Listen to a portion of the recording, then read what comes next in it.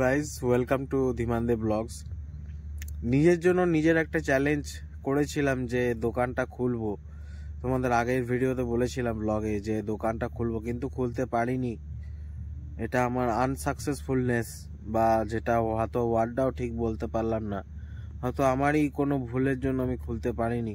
কেননা বসতে গেলে একটা টেনশন হচ্ছে, আমি টেনশনের পেশেন্ট, অলরেডি ওষুধ খাই।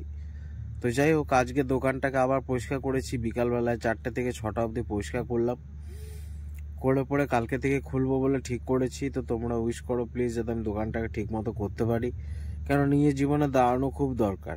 আজ সত্যি কথা বলতে বাবাকে খুব মিস করছি। বাবা সবসময় বলতো যে নিজের জীবনে কিছু করে উঠে দাঁড়া নিজে দাঁড়া, কিন্তু করে উঠতে পারিনি। কালকে থেকে নতুনভাবে চেষ্টা করছি। তো প্লিজ তোমরা সাপোর্ট করো, আর এরকমই ব্লগ ভিডিও আমি পরপর দিতে থাকবো। তোমরা আমার ব্লগ ভিডিও দেখতে থাকো, আশা করি ভালো লাগবে।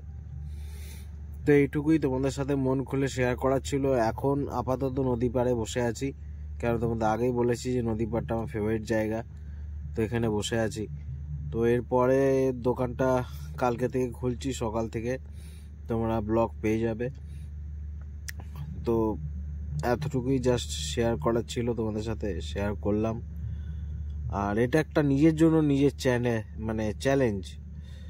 কেননা আমি অনেকবার এরকম চেষ্টা করেছি, কিন্তু দোকান খুলতে পারিনি। কিন্তু এটা নিজের সাথে নিজের চ্যালেঞ্জ, আশা করি খুলতে পারবো, আর আমাকে খুলতেই হবে।